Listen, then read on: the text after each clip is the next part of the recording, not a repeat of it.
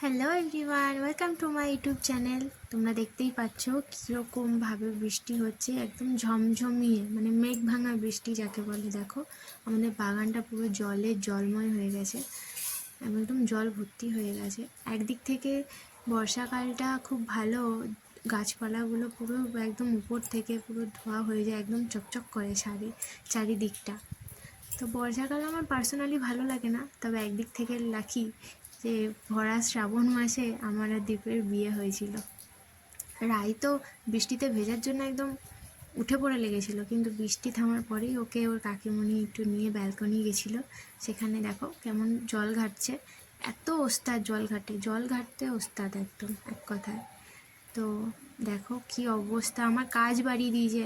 এই কাজের দিদি আমাদের কাজ করে গেল, কিন্তু অবস্থা দেখো পুরো একদম বালিতে বালিময় করে দিয়েছে। তবে এটা আমার খুব প্রিয় জায়গা। আমার মন খারাপ হলে, আমার গাছ লাগালে মন ভালো হয়ে যায়, গান শুনলে মন ভালো হয়ে যায়। আমার আরও একটা জিনিস করলে মন ভালো হয়ে যায়, সেটা আমার বাবা আমাকে দিত। সেটা হচ্ছে আমার যখন খুব মন খারাপ হতো, আমার বাবা আমাকে পাঁপড় ভেজে দিত। পাঁপড় ভাজা খেলে আমার যতক্ষণ না রাগ না কমতো, ততক্ষণ আমি পাঁপড় ভাজা খেয়েই যেতাম।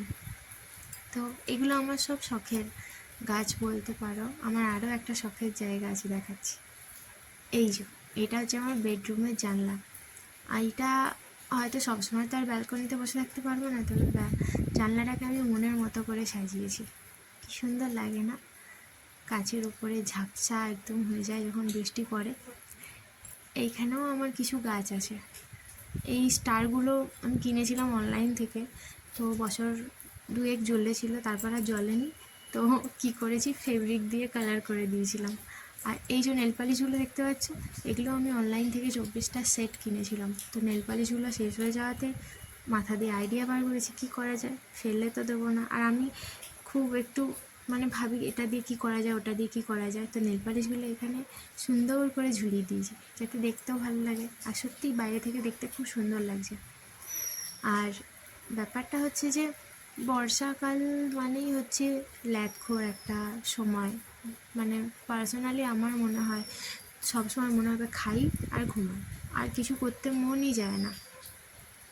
আর এই দেখো, আমি তোমাদের সাথে শেয়ার করেছিলাম না সেই মানি প্ল্যান্ট গাছটা, এইগুলো সেই মানি প্ল্যান্ট গাছ। দেখেছো কত সুন্দর হয়েছে? তোমরা ওরকম করে ট্রাই করে দেখতে পারো। ভালো লাগলে লাইক করো।